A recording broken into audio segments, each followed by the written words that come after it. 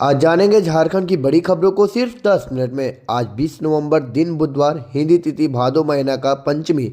और हाँ, पता है ना आपको आज सबसे पहले क्या करना है? तो जाइए सबसे पहले वोट डाल के आइए, उसके बाद न्यूज़ सुनना है। तो चलिए शुरुआत करते हैं अपनी पहली और महत्वपूर्ण खबरों से।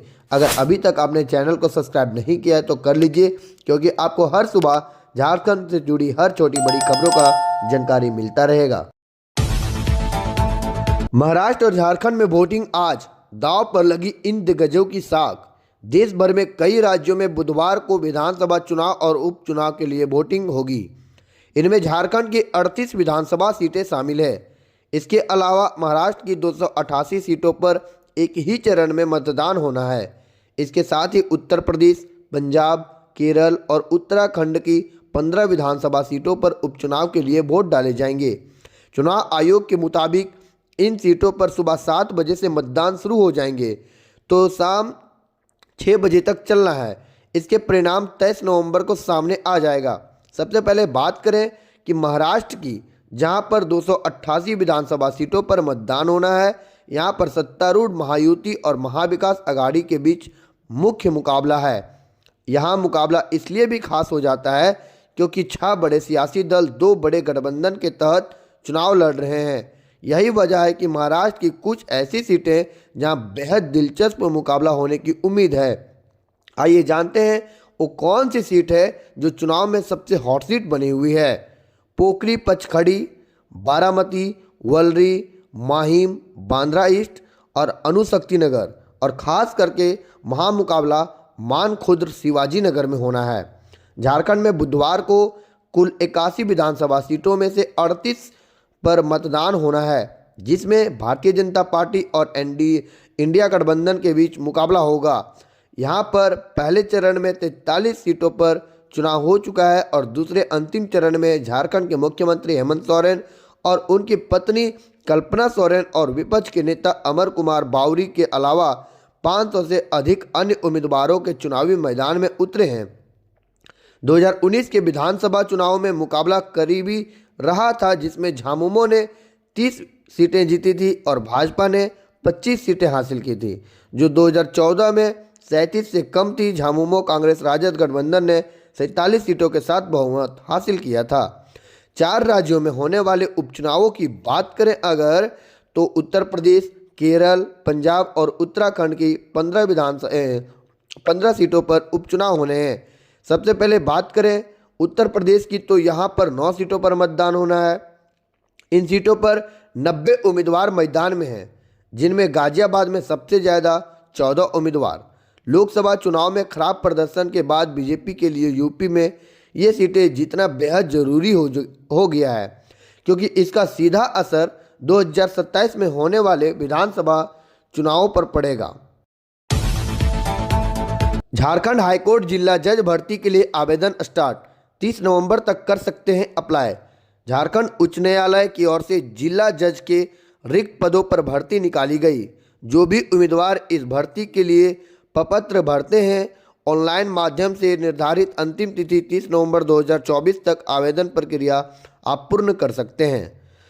इस भर्ती में आवेदन के लिए अभ्यर्थी ने मान्यता प्राप्त संस्थान से लॉ में स्नातक डिग्री हासिल की हो और साथ ही अधिवक्ता के रूप में उम्मीदवार ने 7 वर्ष तक प्रैक्टिस की।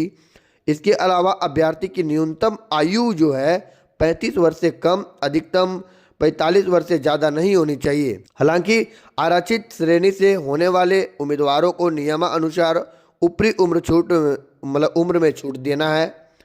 इस भर्ती में आवेदन के लिए जनरल और अन्य श्रेणी के लिए एप्लीकेशन फीस 1000 रुपये तय की गई। इसके अलावा SC, ST और पिछले वर्ग अभ्यर्थी को शुल्क जो है 500 रुपये का भुगतान करना होगा। आवेदन शुल्क debit card, credit card, net banking माध्यम में जमा किया जा सकता है। भर्ती से जुड़ी विस्तृत डिटेल के लिए अभ्यर्थी एक बार ऑफिशियल नोटिफिकेशन का आप अवलोकन कर सकते हैं। रांची ना बन जाए कराची, झारखंड में वोटिंग से पहले क्या बोले गिरिराज सिंह। झारखंड विधानसभा चुनाव के दूसरे चरण का मतदान आज, प्रचार थम चुका है। आज 20 नवंबर 38 विधानसभा सीटों पर मतदान होगा। इससे पहले बीजेपी के मंत्री गिरिराज सिंह ने वीडियो जारी करके झारखंड के वोटरों से अपील की उन्होंने कहा कि झारखंड में रांची को कराची नहीं बनने दें। इसके अलावा भी उन्होंने लोगों से वीडियो के जरिए कई बातें की। बीजेपी नेता गिरिराज सिंह ने कहा, यह चुनाव विधायक चुनने भर का नहीं है, बल्कि अपने केंद्रीय बच्चों के भविष्य को संभालना और ताकि बहु बेटियों की इज्जत बची और मुसलमानों से बच सके। आज बांग्लादेशी मुसलमान, रोहिंग्या मुसलमान बहु बेटियों की इज्जत ले रहे हैं और उनसे शादी कर रहे हैं। इसके बाद उन्होंने लोगों से प्रार्थना करते हुए ढाका और कराची ना बनने वाली बात कही। मंत्री ने कहा कि आज दुमका डिवीज़न को, चाहे दुमका हो या देवघर, इसको ढाका नहीं बनने दें और रांची को कराची नहीं बनने दें। ये हेमंत सोरेन और कांग्रेस के लोग रांची को कराची बनना देने चाहते हैं। देवघर और दुमका को बांग्लादेश की तरह ट्रीट कर रहे हैं, इसलिए ना बांग्लादेश बनेगा और ना ही कराची बनेगा। अगर आपने समझकर वोट दिया तो एक रहोगे तो सेफ रहोगे, बटोगे तो कटोगे।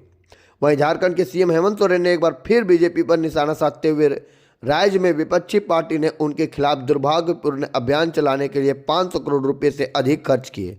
इससे पहले उन्होंने मतदाताओं को प्रभावित करने के लिए कानूनी फूसी अभियान शुरू करने का आरोप लगाया था। दूसरे चरण के मतदान 38 विधानसभा क्षेत्रों में होने हैं। शांतिपूर्वक मतदान होगा। इसके लिए अर्धसैनिक सुरक्षा बलों की 585 कंपनियां तैनात की जा रही है। वहीं जैप की 60 कंपनियां और 30 हजारा जिला बल और होमगार्ड के जवानों को तैनात किया गया। बीजेपी के लिए कितने काम के साबित हुए चंपई सोरेन।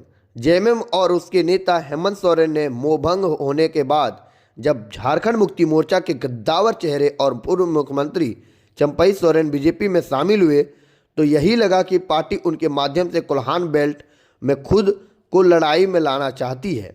लेकिन भाजपा ने जिस तरह से चंपई को झारखंड के मतदाताओं के बीच पेश किया, उससे लगता है कि पार्टी की रणनीति उससे कहीं बढ़ी है और वह इसमें फिलहाल सफल भी हुए हैं। चंपई सोरेन सरायकेला में इस बार भाजपा के उम्मीदवार हैं, जहां पर वह 1991 से चुनाव जीते हैं। इस बार अंतर ये है कि वे जेएमएम और उसकी साथी कांग्रेस के खिलाफ चुनाव लड़ रहे हैं और पहले ये जेएमएम के साथ में थे। दरअसल चंपई को लाकर भाजपा ने सिर्फ उनकी सरायकेला सीट पर जीत सुनिश्चित करने का दांव नहीं चला, बल्कि उसका लक्ष्य इससे भी कहीं बड़ा है। जेएमएम से निकलने की घटना को चंपई का खुद अपमान बताते रहे हैं और भाजपा उनके इस दावे को विशेष रूप से आदिवासी मतदाताओं तक पहुंचाने में कामयाब नजर आई। वन इंडिया में अनौपचारिक बातचीत में पिछले दिनों जितने भी आदिवासी वोटरों ने बात की, वह सब जेएमएम और हेमंत सोरेन से नाराज तो नहीं दिखे, लेकिन चंपई के पार्टी से निकलने की घटना को हजम नहीं कर पा रहे हैं। उन्हें लगता है कि चंपई के साथ उनकी पुरानी पार्टी ने कहीं ना कहीं अन्याय किया है। आदिवासी समाज में चंपई के प्रति यही सहानुभूति इस चुनाव में बीजेपी के लिए एक्स पर फैक्टर साबित होता है। चंपई को भाजपा में लाने का पार्टी का एक ही मकसद यह भी रहा कि वह न सिर्फ झारखंड की राजनीति को समझें, बल्कि जेएमएम के अंदरूनी गुना गणित को भी दशकों से जानते हुए उसे संभालते रहे हैं। वह तब से जेएमएम को जानते हैं जब हेमंत राजनीतिक में सक्रिय भी नहीं थे। हेमंत सोरेन ने भाजपा के खिलाफ एक नैरेटिव मूल्यवासी बनाम बाहरी भी बनाने की कोशिश की है। चंपई इसकी धार को कुंद करने में पूरा अभियान दौरान बीजेपी के काम आए हैं। दोस्तों आज के लिए इतना ही। अगर वीडियो अच्छा लगा हो तो वीडियो को लाइक करके चैनल को सब्सक्राइब जरूर करना और वीडियो को साथ ही साथ शेयर करना ना भूलें। फिर मिलेंगे कल इसी सुबह। अगर चैनल को सब्सक्राइब नहीं किए हैं तो कर लीजिए। खबर देखने के लिए धन्यवाद।